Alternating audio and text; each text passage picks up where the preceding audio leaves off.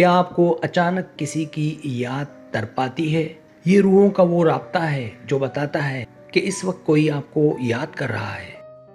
پہلا proof, social media پر profile کا سامنے آنا۔ کیا آپ نے غور کیا کہ اچانک فیس بک یا انسٹاگرام پر اس شخص کی پرانی تصویر یا پروفائل آپ کے سامنے بار بار آنے لگتی ہے؟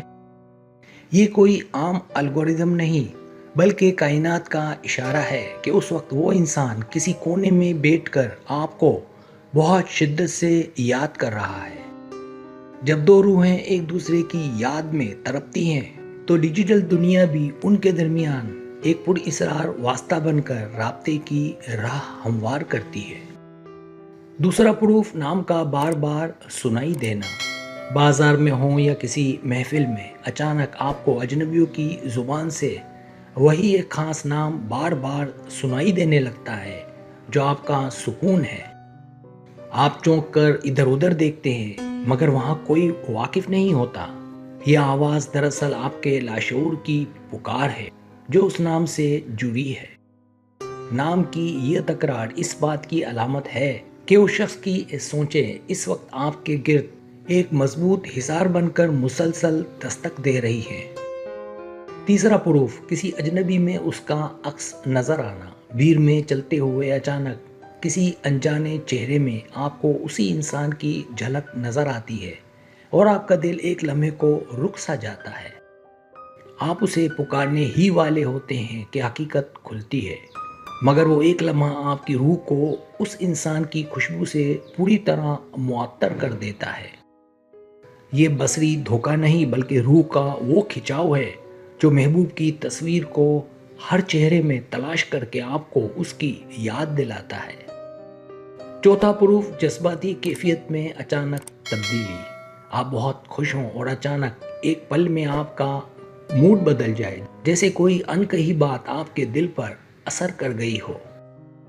یہ جذباتی لہریں آپ کی اپنی نہیں ہوتی بلکہ اس انسان کی طرف سے آتی ہیں جو اس وقت آپ کو یاد کر کے اداس یا جذباتی ہو رہا ہے۔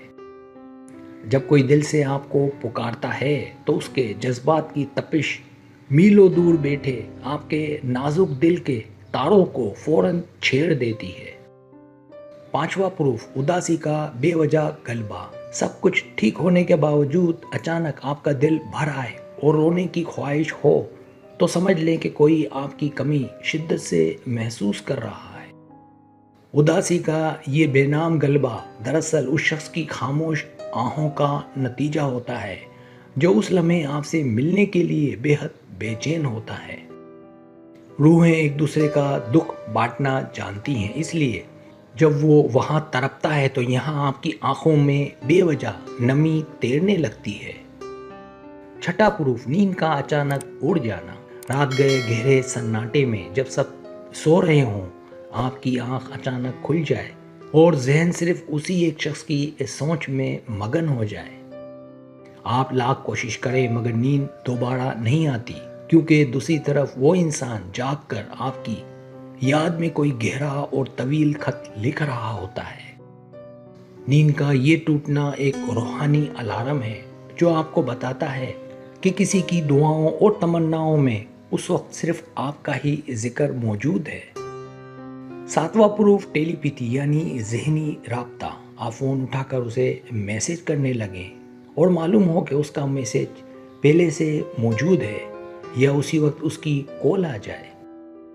یہ کمال ٹیلی پیتھی کا ہے جہاں الفاظ سے پہلے سوچیں سفر کرتی ہیں اور وہ دماغ ایک ہی فریکوینسی پر ایک دوسرے سے بات کرنے لگتے ہیں۔